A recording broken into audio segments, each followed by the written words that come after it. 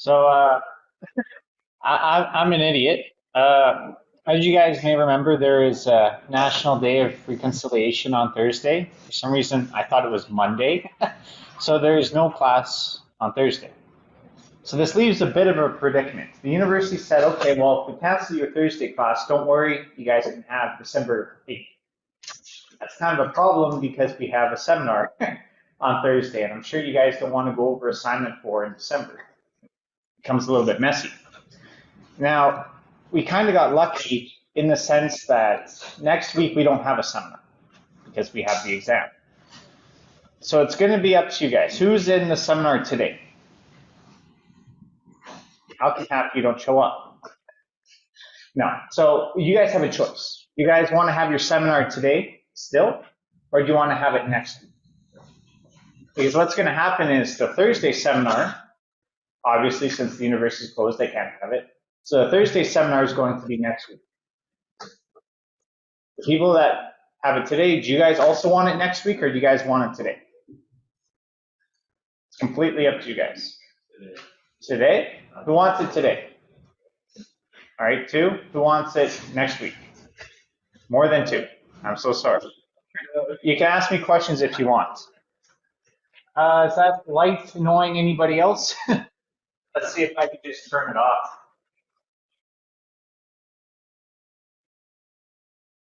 Well, that's a bit too much. All right, what are our options? That's the worst.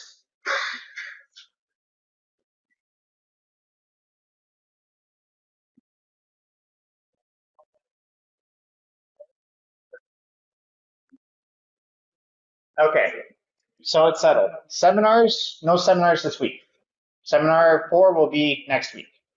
And don't worry, assignment 4 isn't due next week, it's due the week after, because next week is the midterm. So that's the other thing I want to talk about, the midterm. You guys excited?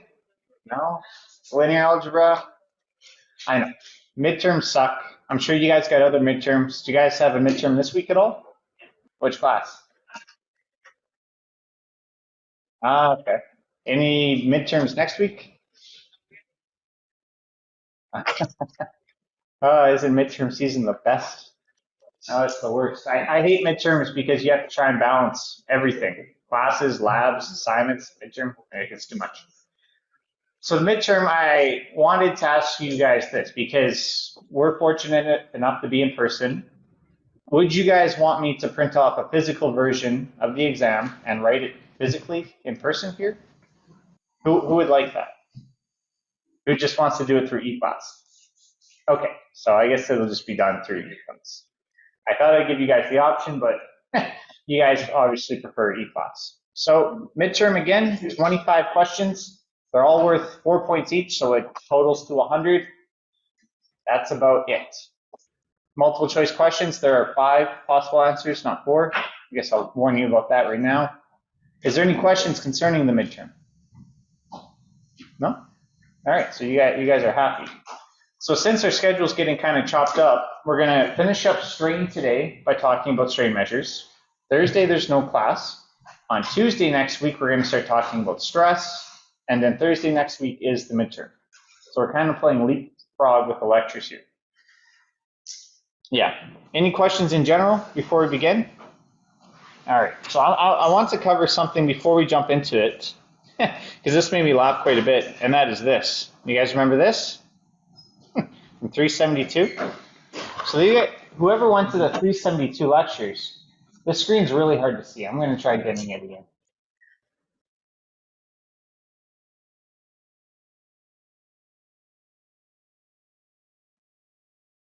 We're going to do this. We'll have to put up the light. So 372, you guys had a seminar, and as you guys know, I snuck in. And you guys discussed basically trying to determine indeterminacy. Now you guys may be saying, Clayton, why are you concerned with indeterminacy? Well, we're going to cover it in this course as well. By the end of this course, even if you don't take structural analysis with Young, we're going to be dealing with beams that are fixed on both ends. Is that indeterminate? Yes. But we're still going to learn how to solve it. Turns out it's actually quite simple, at least in this class. 672 is a whole different ballgame. But here's the funny part about the seminar. For the one question, when they're talking about degrees of indeterminacy, they said you guys can either treat it as one member with no rigid connections or four members with three rigid connections. Either one worked. But then you guys came down to this, and someone asked, can I treat this as one member with no rigid connections? TA got a little bit flustered. They didn't know what the answer. Well, the answer is no. Do you guys know why? No? No one knows why? Here's the thing when you guys are doing indeterminacy and you guys are doing cuts. You guys can only split members basically when there's no loop. What do I mean by that? Well, if we look right here, there's a loop. So that concept of splitting members only works when there's no loop. So if I wanted to split up this into further members, I would have to cut all my loops. So I'd have to make cuts like this. And then it would work. If I want to, I can make cuts kind of down the horizontal. But basically, you guys need to eliminate those loops. That's what you have to do. I just thought that was funny. I know it's completely off topic, but I just wanted to show you guys. All right, so we're going to get into this class, strain measures, and it's going to be a lot of fun. So what do you guys think strain measures are? Have you guys encountered strain measures before? Sounds like no, because it sounds a little crazy. How many of you guys heard of engineering strain? Yeah. Is that our only strain measure? Can someone name a different strain measure? True strain. I know one of you guys whispered it, but I heard you. True strain. So that's what we're going to cover today. There's a bunch of different types of strain measures, depending on what you want to consider, what situation you are in. So we're going to start off with the simplest case, uniaxial strain measures. What does that mean? Uniaxial.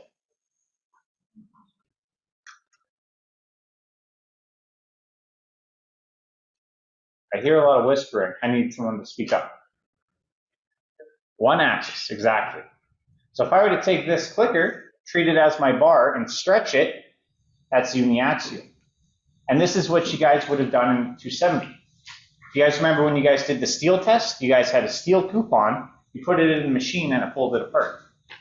That is uniaxial strain measures. And that's what you guys are familiar with from 270. Again, a lot of this course you guys have learned in 270, more circle, strain, but now we're going to take the ideas that are uniaxial, again, one direction, and now we're going to start to apply them in 3 dimensions. That's the whole concept we're going to talk about. So uniaxial strain measures. We have 3 options to measure uniaxial strain in this course. So let's consider a case where we have a bar of an original length L0, and then I'm going to stretch it to L. What does this mean? Well, I have a bar, and if I were to place a load on it, we know it's going to stretch. It's going to go from L0 over to L. Another thing we're going to talk about in this course a lot later on is what happens to the width of this bar when I stretch it. The width or the height here decreases. So this is what I want to start talking about when I start talking about the idea of transverse shear as well as stress. A lot of people know principal stresses. If I were to have this right here, I have a stress going horizontal as well as vertical, but not a lot of students start to realize the concepts of shear.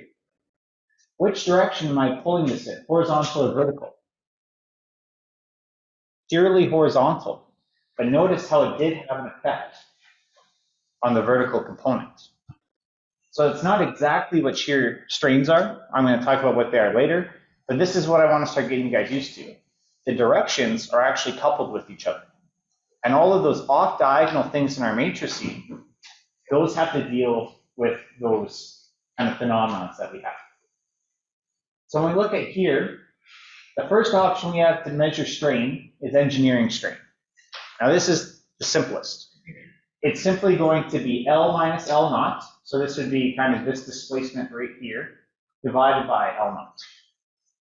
So why is this nice? Well, it's the most intuitive. It's very simple. It's just a ratio of basically the deformation with respect to the original length. Most intuitive.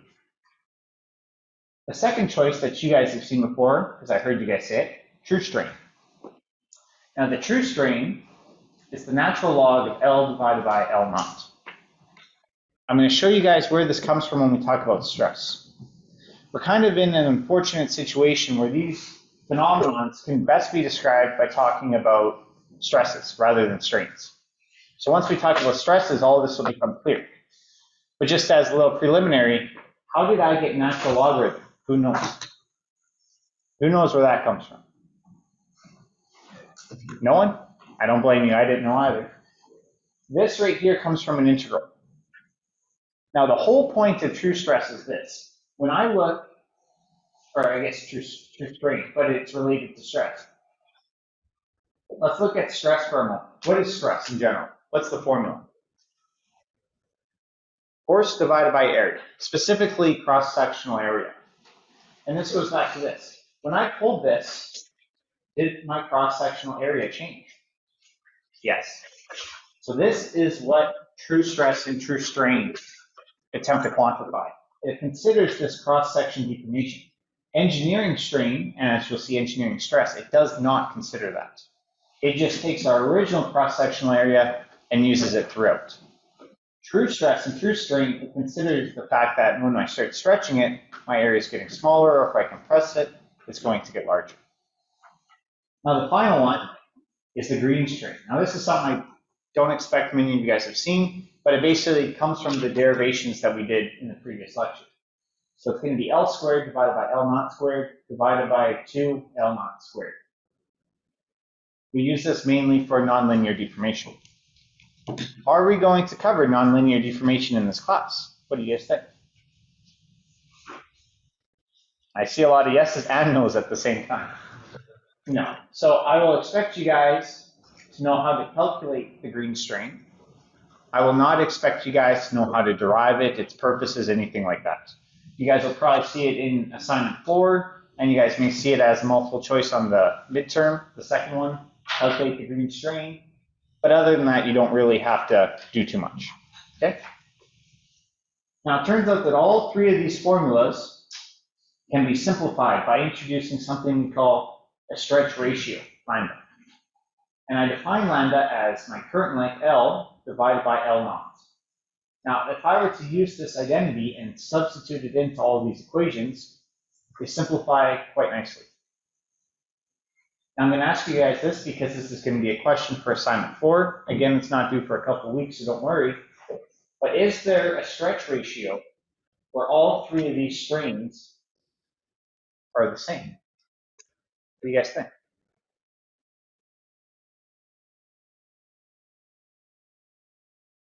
Zero. Well, zero strain. Stretch ratio would be 1. If I don't deform this at all, and it's L naught, and I just leave it, it's going to stay L naught. My stretch ratio is 1.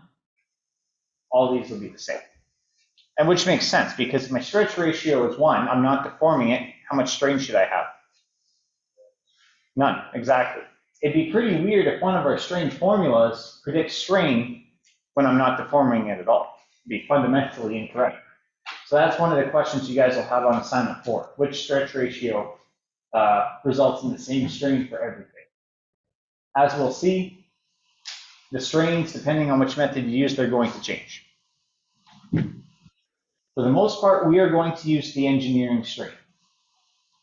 It has to do with the small strain tensor. The small strain tensor entries are all dealing with engineering strain. The green strain tensor entries deal with green strain. But we're going to focus on this. Now, when we went from the green strain tensor over to the small strain tensor, what was our key assumption that allowed us to swap between the two? Who remembers? Because remember, they're basically the same formula, but in the green strain tensor, I canceled out the end terms. Why was I able to do that? What did I assume? Small deformation. So as you guys will see, if you guys are ever dealing with small deformation, which we do a lot in this course, this is a perfectly viable method. Once we start talking about large deformation, that's when we have to switch over to true strain. If you guys remember steel yielding, it goes up elastically and then it yields. Well, if you guys calculate that yield point using both of these, they're going to be about the same. It's not until strain starts strain hardening all the way over there where these are going to start changing. So a little bit background in uniaxial strain. Most of this should be a review from 270. So Clayton, why are we learning this now? Well, we're not interested in uniaxial strain. We're concerned about triaxial strain. So if I were to take my table here and I were to apply different stresses, a vertical stress and a horizontal stress, it's going to strain in different ways. Everything starts becoming coupled with each other. That's not so simple anymore. Well, what's nice for us is all of our triaxial strains come from our small strain tensor, which we've already derived. We're already pretty happy with. Now, in the last class, we derived it, but we really didn't talk about what each component means or even what it looks like. So that's what we're going to do before we get into the fun. So if we look at our small strain tensor, last class we said it's going to be 1/2 of nablu plus nablu transpose, where this is our displacement gradient. And I kind of left it at that last lecture. Now, what is nablu? Is it a matrix? Is it a vector? What is it? What is my displacement gradient? Scalar, vector, matrix, tensor? Who remembers? Must have been a pretty rough week for you guys. It's a matrix, remember? It's all those partial derivatives. So if I have a matrix and I add it to another matrix and then just divide every entry by 1/2, what is my small strain tensor going to be? Matrix or a vector? Matrix, exactly. So what you guys will find is it's going to look something like this. Now, one of the nicest things about this small strain tensor is it's symmetric. So notice that my shear strains right here, they're the same down here. It looks like it's 9 components, but it's actually 6. I have my normal stresses right here, and then I have my shear stresses kind of as the off-diagonal components. So E11, E22, and E33, we call these our normal strains. These are going to be our strains that are along our basis vectors. And I'm going to show you guys what that means in a little bit. E12, E13, and E23, these are our shear strains. Okay, shear strains. Again, you guys want to try and picture what's happening with these components. Well, remember in that picture, I pulled horizontally, but it had an effect on the vertical component. That would be something like E12. Okay, so that's kind of what happens. So if we were to look at these, our normal strains, our diagonal components, these are our strains along our basis vectors. So let's say that we had a shape, and I were to deform it into this. Well, E11 and E22, they're going to look something like this. E11 is going to be my strain along X1, and E22 is going to be my strain along X2. Pretty trivial. You guys have any problem with normal strains? No. Shear strains are the change in angle between lines that were originally perpendicular. So again, shear strains is where things start getting a little bit complex. Now, to make our calculations easier, what we typically do is we deal with engineering shear strains. So there's going to be 2 types of shear strains. We have epsilon 1,2, epsilon 1,3, and epsilon 2,3. But then we also have gamma 1,2, gamma 1,3, gamma 2,3. What are they? Well, they're related to each other where gamma 1,2 is just 2 times epsilon 1,2, and the same for the rest. You just have to multiply by 2. Why are we doing that? Well, it comes from this factor here. Now, when you guys say, okay, Clayton, you defined what it is, but I still don't understand, I don't blame you, I was the same. So let's say we have a shape, and I were to deform it and shear something like this. Notice that originally, these 2 lines were perpendicular. You guys remember it was a square. But now they're not perpendicular anymore. So this shear strain would actually be the 2 angles added together. So that's the definition of shear strain. Again, I won't ask you guys for the definition. All I want you guys to take away from this is that these shearing components are basically the effects in the opposite direction. And once we start talking about shear stresses, this will make a lot more sense. So this is our small strain tensor. Now I got a question for you guys. Midterm exam, all right? You guys are excited, you guys are ready to go. And I were to give you the small strain tensor, and I would say, give me the strain along the E3 axis. The E3 axis, what component would that be?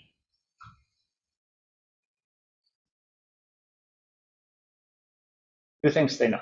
I would ask you guys, what is the strain along my E3 or X3 axis? Which component would it be?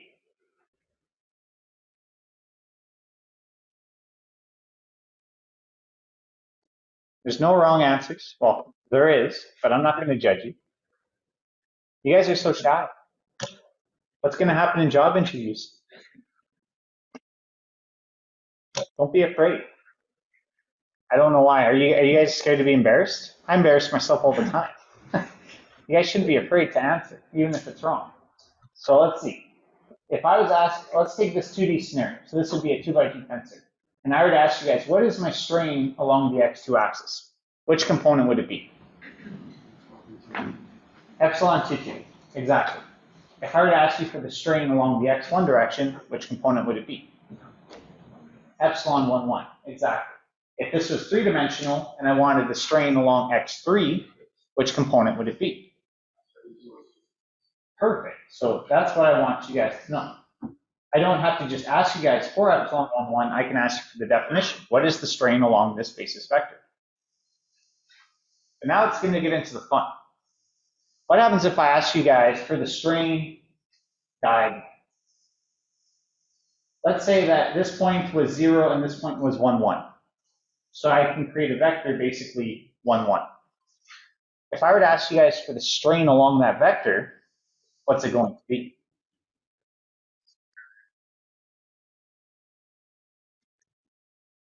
Not necessarily.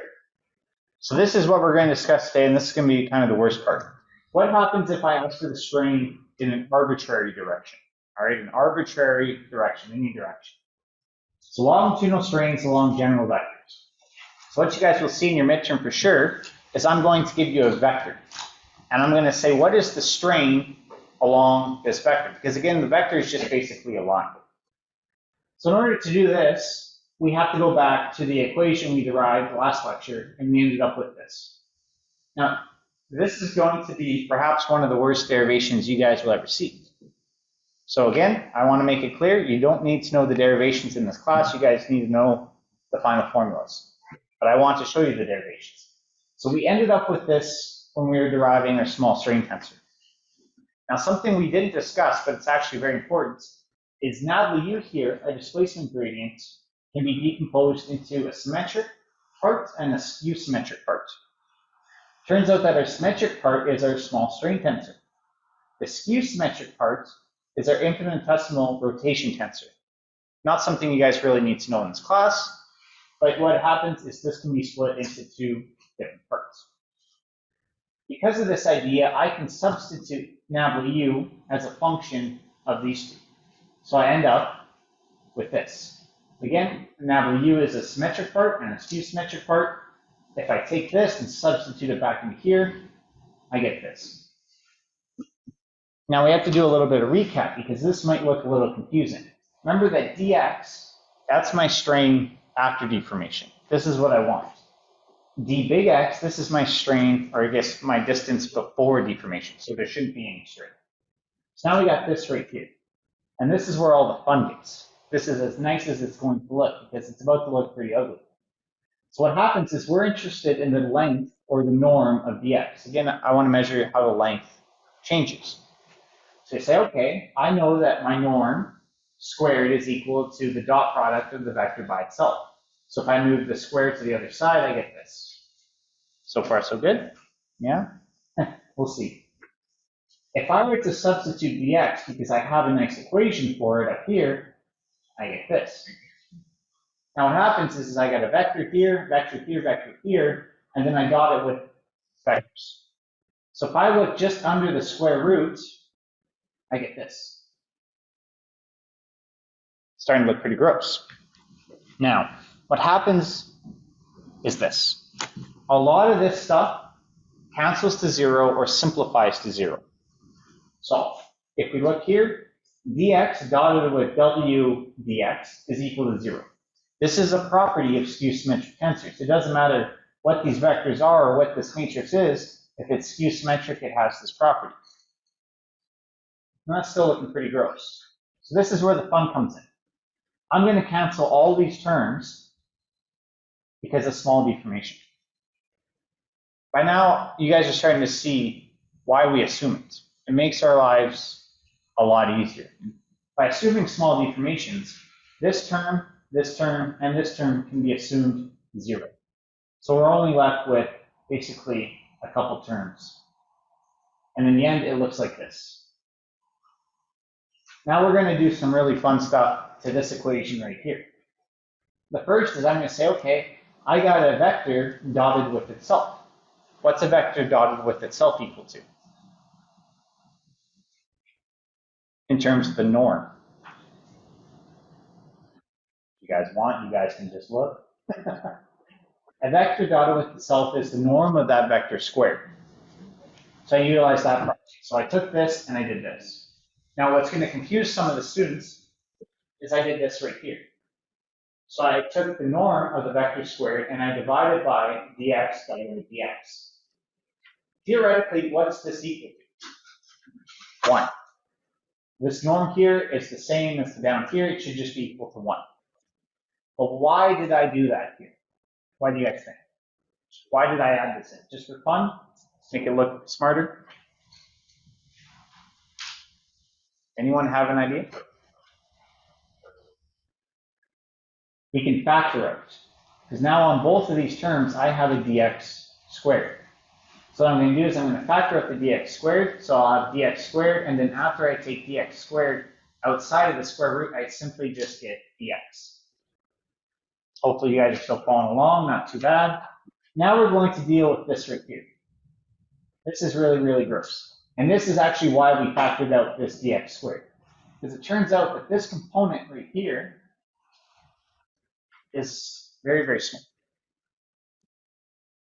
What is the square root of 1? 1. What do you think the square root of 1.00001 is? Approximately 1. So if I were to use this property right here, I can say that, well, this term inside the square root, since it's basically 1.00001, I can just get rid of the square root because it's approximately the same. So from here, I can work backwards, and now I have this formula right here. It's the same as above, but I just got rid of the square root. That's why I wanted to factor out this dx. Now from there, I can factor it back in. So this should be dx, not dx squared. So I get this identity right here. Who knows how to use this identity? No one? I don't blame you, because we're not done yet. So all we did is we derived this nice idea right here, where my norm after deformation is equal to the norm before deformation plus dx dotted with our small string tensor dx divided by the norm. So how do we relate it to longitudinal strains and general vectors? Well, we go back to the idea of engineering strain. Again, we use engineering strain a lot when we have small deformations. It's a perfectly valid way if we have small deformations. And as we saw in the previous slides, we assumed it everywhere to try and make everything simple. So I say, okay, well, my strain along the general direction is this formula. And what we can do is we can say, well, L, that's going to be the norm of dx. L naught, well, that's the norm of d big X. So we basically have this. And in the last slide, we derived this beautiful thing right here. So I'm going to substitute this into there to get this. And as we can see, we have a lot of norm big X everywhere. It simplifies nicely into this. So again, you guys don't need to know the derivation. The only thing you guys need to know is this formula right here. If I ask you guys for the strain along a random vector, which we're going to call dx, you guys just need to take that vector and then dot it with the product of our small string tensor multiplied by dx divided by dx squared. Now we're going to cover an example, but what happens if dx is one of those basis vectors? Remember, I said that if I'm asking you guys for the strain along, let's say, x1, you guys just said it's epsilon 1, 1. So if I were to substitute d big X as 1, 0, 0, our basis vector, it'll turn out that this will give you epsilon 1, 1. Same with epsilon 2, 2, epsilon 3, 3. This is for those general cases where we want strains that are not along a basis vector. Now, the second thing, and this is even grosser derivation, so I'm not going to show it because, again, you guys don't need to know it. is I can ask you for the change in angle between two vectors, dx and dy, and it's this formula right here. This is on your assignment 4, so I can find my angle after deformation, theta f, if I know my angle before deformation, theta I, and I just use the same formula. Now, when students see this and I ask them for theta f, the angle after deformation, they say, okay, well, dx, dy, I'm given, that's no problem. Small strain tensor, no problem. So this side's never bad. They look over here, they say, okay, 2, that's just 2. I'm looking for this. What about theta I? What'll happen in these questions, all I need to do in these questions is give you my strain tensor and also the two general vectors, and you guys have everything. But I won't give you theta I. Who knows how to get the angle between vectors? Who remembers? No one? You guys are going to have fun on the midterm next week. We can use dot product. Remember, with dot product, there's a nice way to find the angle between two vectors. So if I were to give you guys this sort of question, you guys take our two vectors, dx, dy, and you use dot product to find theta I. It's initial. Sound good? All right, so this is the worst part of today, getting these two formulas right here. We're going to cover examples to show you guys what exactly it is, because I know when you look at this, it's not the nicest. Let's be honest. The last thing we're going to talk about is principal and volumetric strains. Principal strains I've talked about a lot in this class. What do you guys think my principal strains are?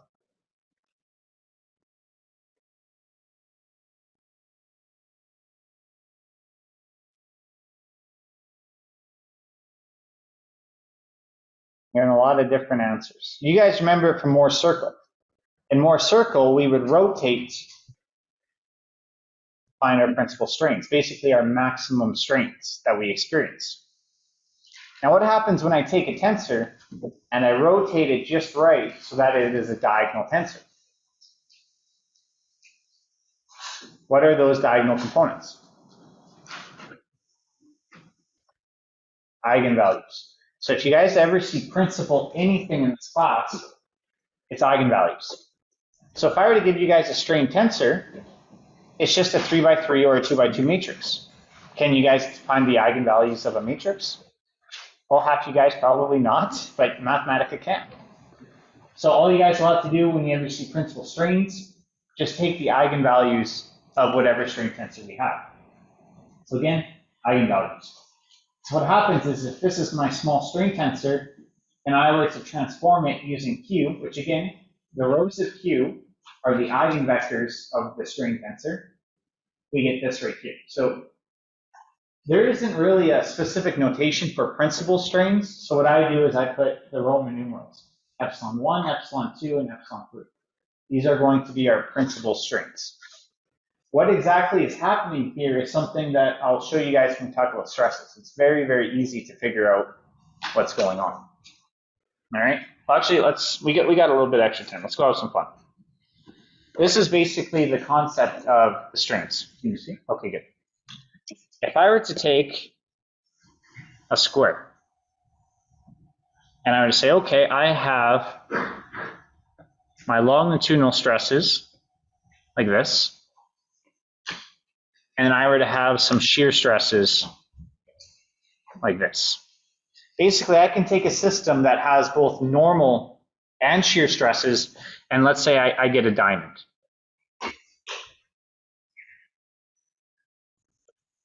So in this system, I was able to get a diamond. That's what's going to happen after I put all the stresses on. Instead of doing it like this, where everything is either normal or shear, if I were to erase all these, and I were to, let's say, do this.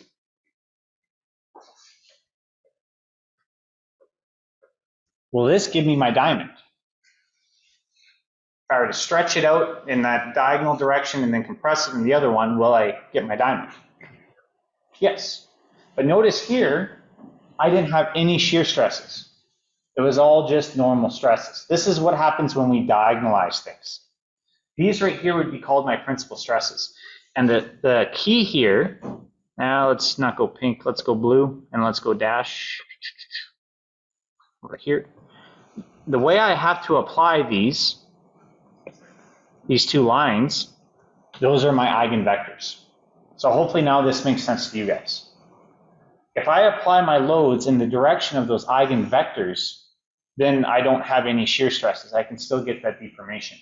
So my principal strains, they would be the strains kind of in this direction,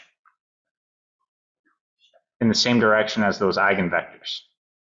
So that's kind of the whole concept here I'm trying to discuss when we're discussing principal stuff. Again, it's hard to picture as strains, but when we talk about stresses, it'll make more sense. So is there any questions about this?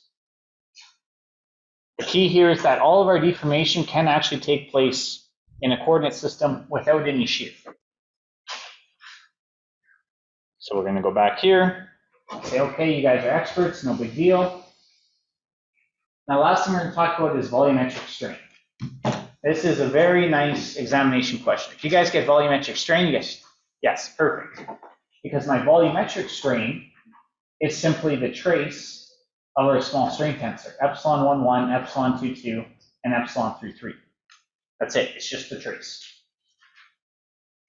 Now, what is the trace? I know it's kind of an open-ended question. What is the trace? It's something special that we discussed. Yes. Invariance, exactly. So the first question I always get asked with this is, well, is this the principal strains or is it these strains over here? If it's an invariance, it doesn't matter. They're going to be the exact same. So if you guys ever are asked to calculate volumetric strain, you just have to take the trace. Now, why is this important? This volumetric strain is actually the ratio of volume before and after deformation. So we got V, which is a new volume, minus V naught divided by V naught. Now, there's one very special thing that I want you guys to take out of this right here. If I'm calculating the change in volume of the object, it's all a function of epsilon 1, 1, 2, 2, and 2, 3, our normal strains. Do shear strains appear anywhere here? No. So do shear strains change the volume of an object? What do you guys think? Who thinks yes? Who thinks no? The answer is no. You guys are correct. The normal strains change the volume of an object. The shear strains just change the shape. That's it. You guys think about where we had a square before, and when we sheared it, it turned into a diamond. That diamond's going to have the same volume, but we went from a square to a diamond. It just changed the shape. So hopefully that makes sense to you guys. It makes for a nice exam question. Just change the shape of the body, not the volume. So is there any questions about strains in random directions? We're going to do some examples to hopefully get you guys very familiar with it. No? All right. You guys don't look happy, but I'll assume that you're good. So let's go back right here. So let's just modify this a bit. One of the fun facts about me is I write sideways, so it's kind of weird with this. All right. Here we go. This is going to be a nice question. These all come from quiz 15. If you guys want to really test if you guys understand strain, quiz 15. If you guys can go through quiz 15, no problems. You guys are ready for the midterm. So let's look here. It says 2D displacement function of a unit square whose centroid is situated at the origin has the form here. So what are we given right here? Displacement functions or position functions? Position. We're dealing with small x, small x1, small x2. The first part says sketch the deformed shape. So I'm not going to waste time with this. I have it right here. If we have a unit square, which is the green shape here, who's situated at the origin, so the origin's at the centroid, we know that this point would be 0.5, 0.5. Now what happens is after you substitute all the values into this position function up here, so if I were to substitute 0.5, 0.5, You guys can start sketching the deformed shape. It's going to look something like this. Is this shape shearing? Who thinks it's shearing? Yes. Who thinks it's not shearing? I already said it is, doesn't matter. So here's the key. It's sheared because now we have a diamond. If I were to take a perfect rectangle and pull it, so normal strains only, am I still going to have a rectangle? Yes. So normal strains don't change the shape.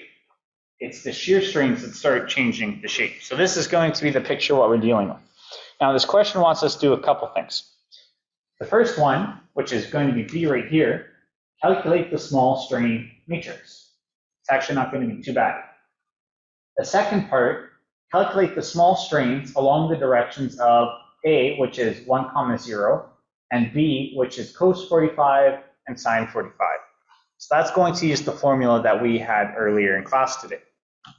Okay, so all we're going to do is we are going to start calculating our strains. So I'm going to scroll down really quick.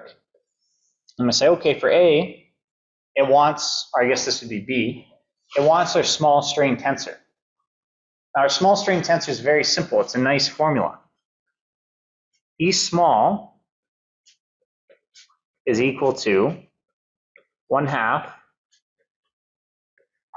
nabla U plus nabla U transpose. Very nice formula, because if I want my small strain tensor, what's my only unknown in this equation? Nabla U. How can we find nabla U? You guys remember the procedure? If I give you guys a position function and I want nabla U, what do I need to do with those position functions?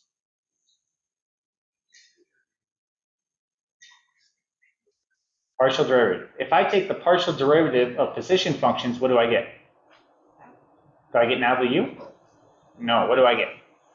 F. So I go position functions to F, and is there a very nice relationship between F and nabla U? Yes. So that's all we're going to do. If we look up here, we say, okay, our position functions can be obtained by simply just doing the matrix math on this side over here. But remember last lecture, we discussed a little trick. If my matrix is full of constants and I'm just multiplying it by big X1, big X2, do I automatically know what F is? Yes. What is F in this case? Is it this? No. Is it this? Yes. Thank you for the one person saying it. So this right here is actually equal to F. Because again, F is just a bunch of partial derivatives. If I want to do the math, I can substitute them all in, and these all become X1, X2. But once I take the partial derivatives, all the X's canceled back out. So it doesn't really matter. So we have F. So I'm going to come down here. I'm going to say, okay, this is our formula. And now we know that F is equal to the 2 by 2 matrix, 1.1, 0.1, 0.1, and 1.1. Nice and simple. And we said that there's a nice relationship between F and nabla U. Do you guys remember what it is? If I wanted nabla U,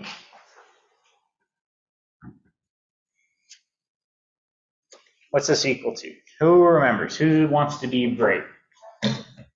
F minus I, exactly. F minus I. So it looks like it's going to be some matrix subtraction, but remember, I is just the identity matrix.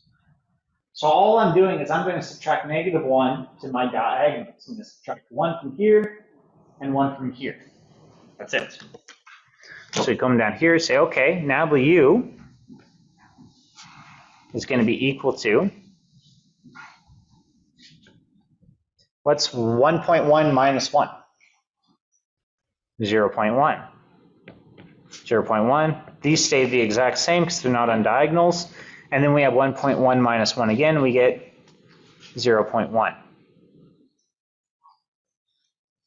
Now, a question for you guys. We have some shear terms, so we know there's going to be shearing. but we also have some normal strains. So it's going to be expanding or contracting in both of those directions as well. Question for you guys, looking at NABLU. In the two principal, or I guess the basis directions, x1 and x2, am I expanding or contracting? Who thinks expanding? Who thinks contracting? Oh, you guys are going to have a rough time. It's expanding. When we look at expanding or contracting, you guys have two different ways. The first one is you look at f. If f is greater than 1, it's expanding. Where I got you guys is I made you guys all look at NABLU, and you guys saw 0.1. NABLU is a measure of the displacements. So what happens is NABLU, these can actually be negative. If it's negative, it's contracting. It's f that you want to look at. If f was 0.1 up here, then we know it's contracting. This is the displacements right here. If you get something positive, it means it's displacing in a positive direction, and vice versa. So I got you guys pretty good. All right, so now that we have NABLU, we have our small strain formula, we can actually just say, okay, our small strain formula, E small, actually, I'll write it over here, else it's going to get too messy. I'm going to come down here.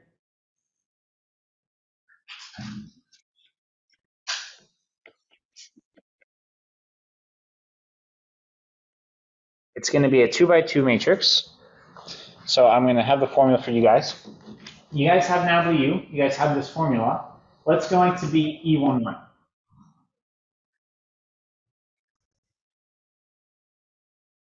Who knows the value of E11? 0.1. We go 1/2 of NABLU, so we have 0.1, plus the transpose of this. Do diagonal components, are they affected by transpose? No. So we go 0.1 plus 0.1, and then 1/2. We just end up with 0.1. So this will be 0.1. What about my shear right here? Epsilon 1, 2. Who knows what that's going to be? 0.1. You guys can look at this and say, okay, we got 1/2 of NABLU, which is 0.1, plus the transpose. Well, for the transpose, I pop over to the other side, but it's 0.1. So again, we have 0.1 plus 0.1 divided by 2, 0.1.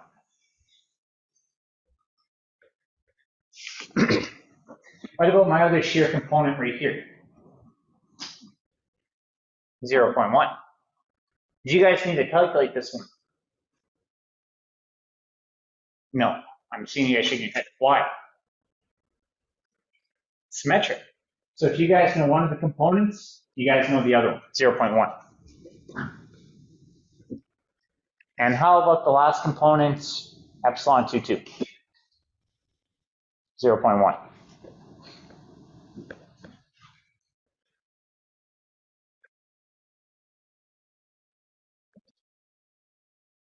Now this is where the fun begins. A lot of students are going to say, wait a second. 0.1. Is there a relationship?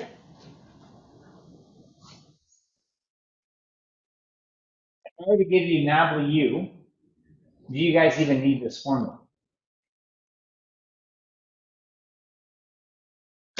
I'll let you guys think about that. If I were to give you NABLU, do you guys even need that formula? And you just jump right to the small strain matrix?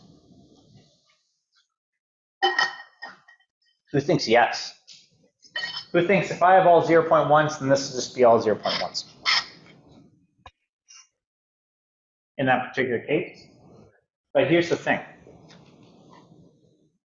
These are not always going to be identical. Who knows why?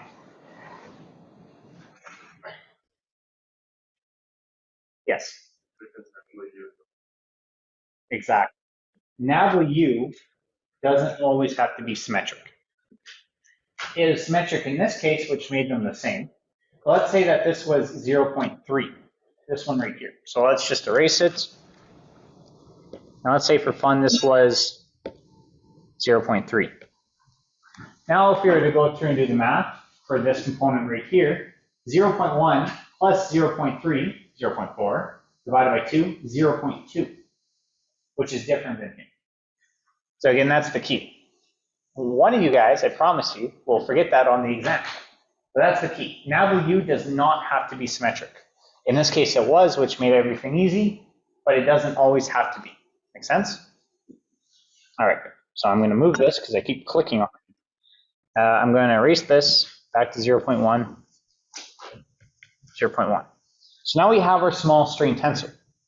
I'm going to come up here and it says, okay, now that you have it, calculate the small strains along the directions of A, which is 1, 0, and B. Now, let's start with A. It wants the strains along 1, 0. What is 1, 0? The x-axis. If we know that this is the strain along the x-axis, and I give you the strain tensor, do you guys already know the strain along 1, 0? Epsilon 1, 1. So this is a trick question. It makes it look complicated, but it's not. So we can say right here, epsilon along A, which is 1, 0, is simply the strain along the x-axis, which is going to be epsilon 1, 1, which we know it's going to be 0.1. So there's the trick. If you guys ever see any basis vectors, 1, 0, 0, 0, 1, 0, 0, 0, 1, you guys don't need to do any fancy calculations. You guys can take it directly from our small strain tensor. That's the fun of it, at least for me anyway. You guys are probably going to hate it. But if we scroll up here, it says, okay, you found the strain along A, great. What about the strain along B? So cosine 45, sine 45. Basically, if I was looking at this shape here, it's saying, what is the strain in this direction? I come down here and say, okay, I have my small strain tensor, I'm feeling good. Which component is going to be the strain in that direction? Who knows?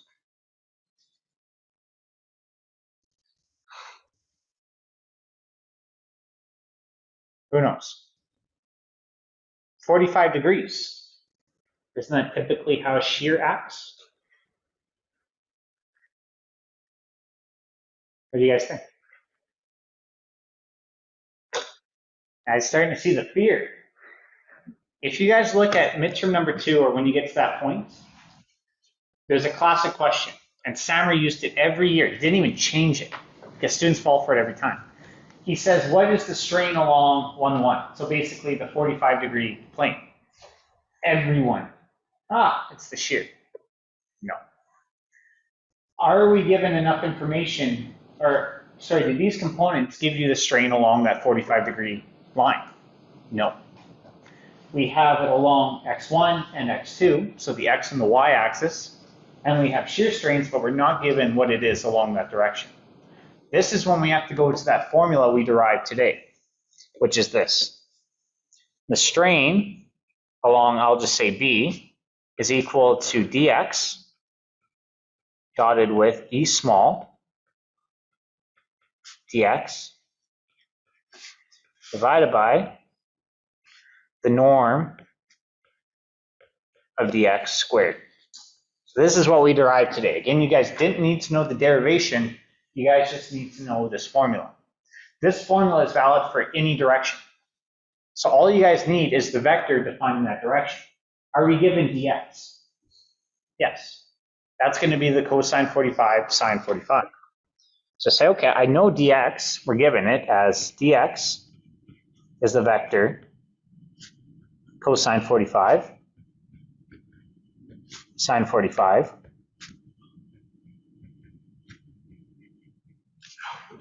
So we say, okay, I know dx, so this is good, this is good, this is good. Small strain tensor, well, we calculated that right here. So if I know everything, can I find the strain in that direction?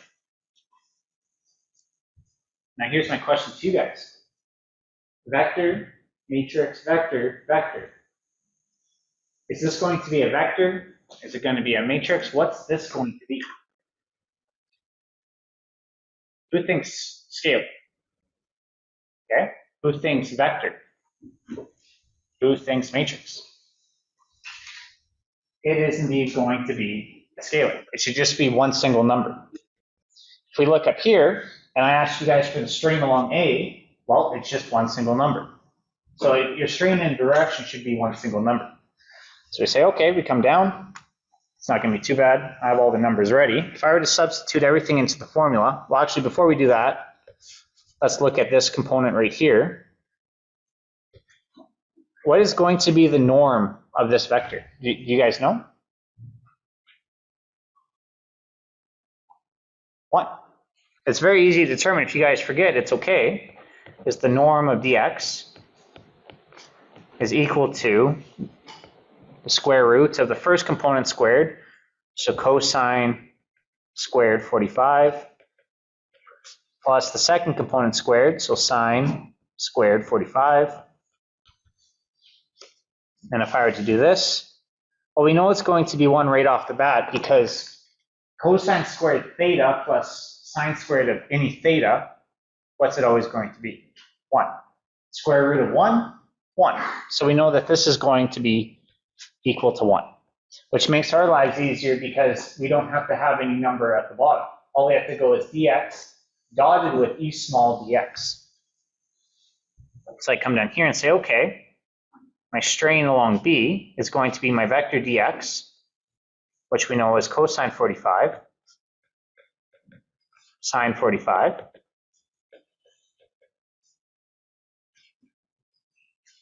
and we're going to be dotting this with our small strain matrix. So this dotted, our small strain matrix was just 0.1s.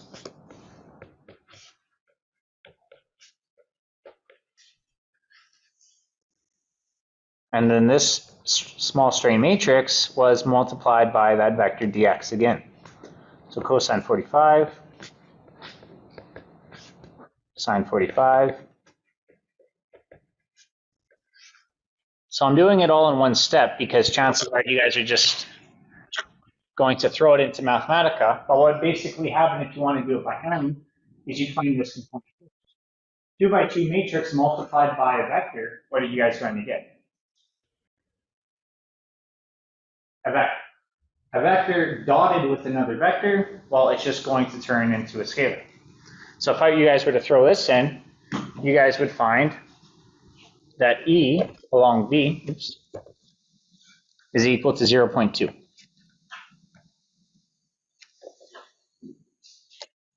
Sound good?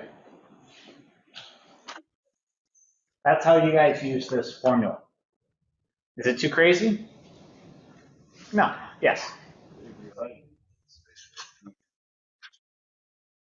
Pardon me, sir?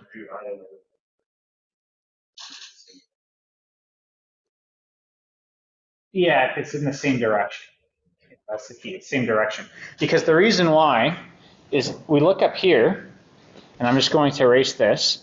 If it's the same direction and same magnitude, we have 2 options. We have this vector here, or we have this vector here.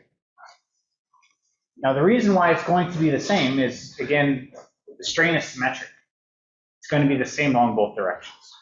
So that's a great question, yes. So that's it for this first question. Any general questions? The only mistake I see students struggling with when it comes to finding the strain in a general direction, and this is kind of just poor wording, is when you guys ever see dx, what do you guys think of? Derivative. They think it's some sort of derivative dx. It's not. Dx for us will always just be a vector. Sound good? That's the only real thing that starts confusing students. So we're going to scroll down. This is a question running out of time. Let's go back to that one if we have time. I got some juicy ones down here. Okay. Calculate the small strains associated with the rigid body rotation of 11.6 degrees. So if I take 11.6, throw it into my transformation matrix, I'm going to get something like this. So here's the fun part. Rigid body rotation. Should there be any strains? No, it's rigid body rotation. I'm just turning them. Are we going to get strains? What do you guys think? I'm seeing yes. So this is a really good exam question because I can just give you this and I say calculate the strains and it's multiple choice. I'm going to have an answer. There are no strains. It's rigid body rotation. Well, as we discussed, that's not true when we talk about the small strain tensor. The strain tensor relies on small deformation. So if I were to take this and rotate it like that, like nothing, my strains will basically be zero. But if I were to take it and rotate it almost 90 degrees, there's going to be actually quite a bit of strains.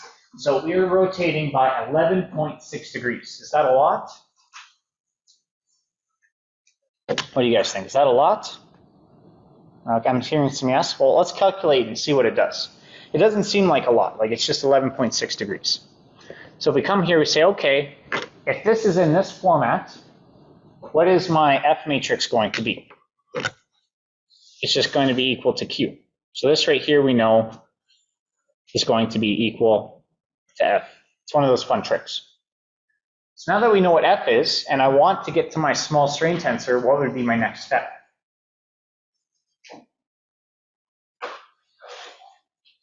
I heard subtract I, which is correct, but why are we subtracting I? What do we want? NABLU, exactly, our displacement gradient. So I'm going to come down here and say, okay, NABLU is going to be equal to, and it's just going to be 1 minus those components. So the shears are going to stay the same, negative 0.2, this will be 0.2. What's 0.98 minus 1? Negative 0.02, exactly. Trying to get your guys' confidence up. Negative 0.02, negative 0.02. So now in this case, would I be expecting expansion or contraction?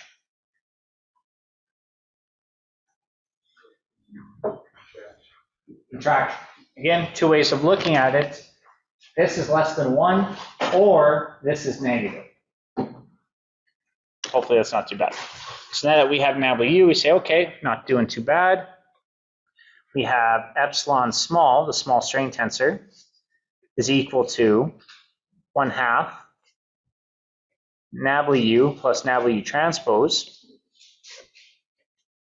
And we can just go through and do all the components.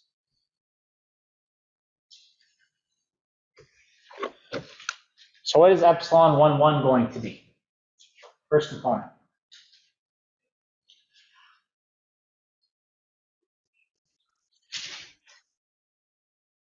Negative 0.02. You guys got it. How about epsilon 2,2 over here?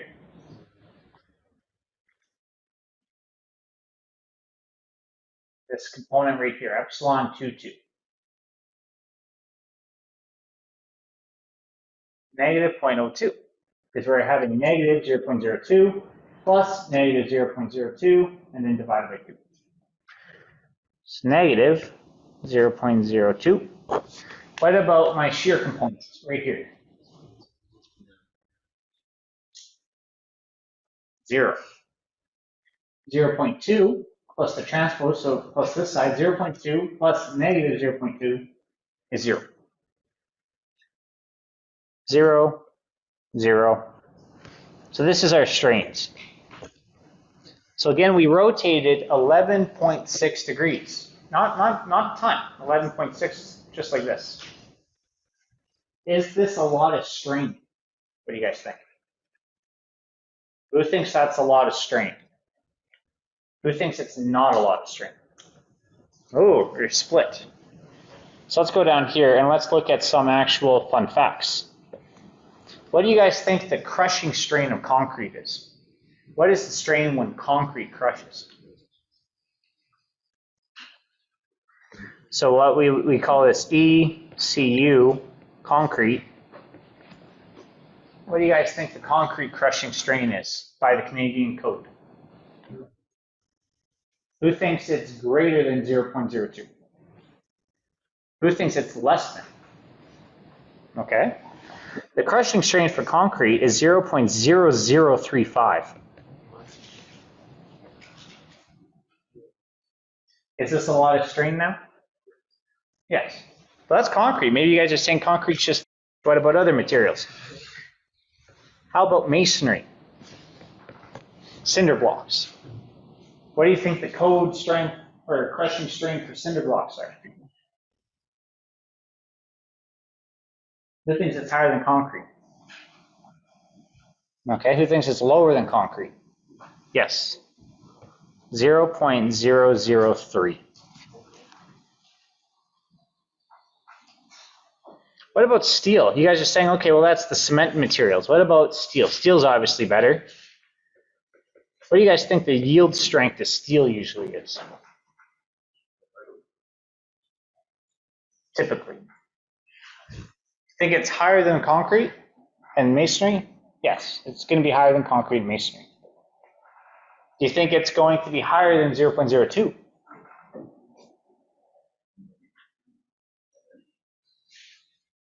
The yield strength for typical steel is 0.02.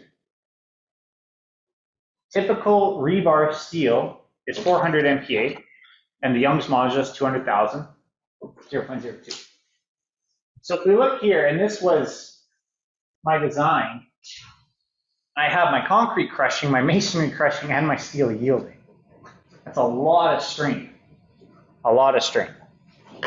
Now, a little fun fact on the structural side. Do you want your steel to yield? Now we're getting off topic, but it's fun. Do you want your steel to yield? Would you guys be happy if your steel was 0.02 or higher? Or do you think it's bad? Who thinks it's bad? Who thinks it's good? It's good. Yeah, now all the confusion sets in. What? What happens in concrete design is you want your steel to yield. Because what it means is that your steel is going to fail before your concrete. Makes sense, right? If this reaches its strain first, it's going to fail before the concrete. Why is that important? Well, when steel fails, very ductile. When you guys remember your stress strain curves, something like this, you guys know that steel kind of goes up right here. So this would be 0.02, but then steel does like this. All this time is warning time for you to get out of the building. Steel failing is much nicer. Concrete, on the other hand, so this right here, this would be a value of, let's say, 0.1, that much strain. If something is straining by 0.1, you will notice. You guys will see this ceiling start to come down. It'll give you lots of time.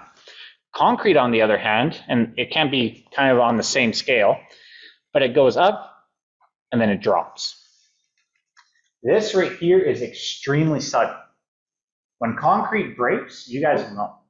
In the structural lab, it scares me every time. Every time it breaks, I jump, even though I'm expecting it. Very sudden, very violent. You don't want your concrete breaking before your steel. That's why you want your steel to fail first, because even though it's going to fail, it gives everybody a lot of warning time to get out of the building. So, a little fun fact. So we'll move on to the next question. It says, the following displacement function is accompanied by shear strain. Find an orientation for the coordinate system where the shear strains are 0. What does this mean? What's this question basically asking you guys to do? Find the eigenvalues and eigenvectors. Because if we were to consider a small strain tensor, so we come down here, and this is in 2 dimensions, so E small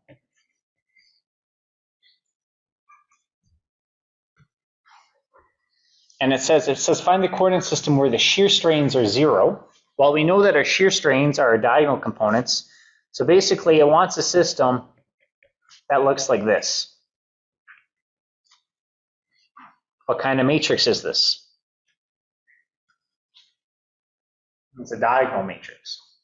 How do we get this kind of matrix? You guys remember?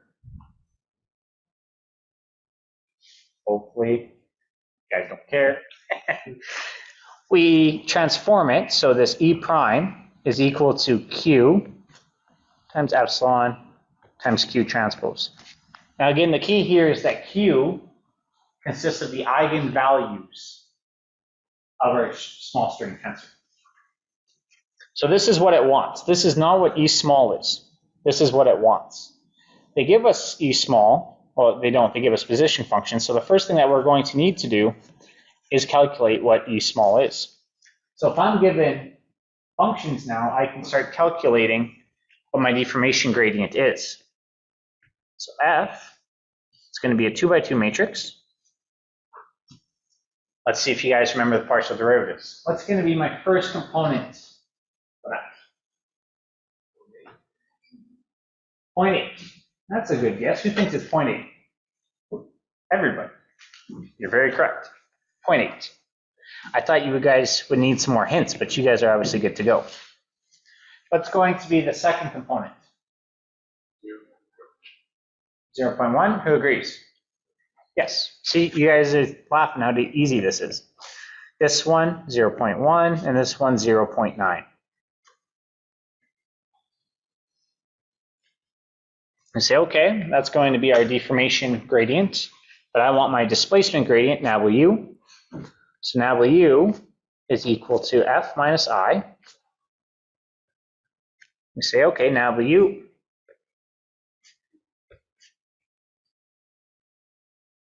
What's going to be my first component of nablu?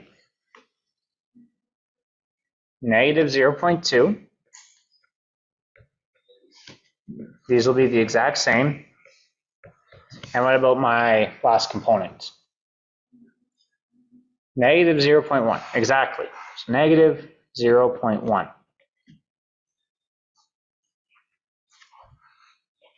Say, okay, here we go.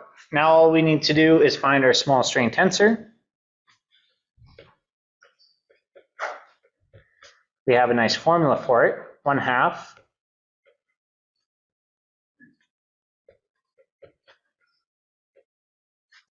oops. I wrote it backwards, but it doesn't matter. I put the transpose first. Anyone gonna think that's wrong? No? No? You sure? Yeah? Okay. Usually when I say, are you sure, that's when everyone second guesses everything. So if this is the case, and this is nablu, what's my small strain tensor going to be? Exact same, because this one right here just happens to be symmetric. Will it always be symmetric? No. Please don't count on it. But in this particular case, it's symmetric, so this is equal to epsilon small. So I'm going to erase this formula and say, okay, now we found our small strain tensor. Is it currently diagonal? No. So what do we have to do to make it diagonal? Transform it. So what do I need to do? Okay, find the eigenvectors of what? I got 3 matrices. I got F, I got nablu, and I got E small. Which one am I finding the eigenvalues of? The small. So basically this right here. Which in this case, it happens to be nablu, but no. We want to focus here. So okay, if I were to do the eigenvalues, do you guys remember the equation? Oops, that's the eraser. The determinant,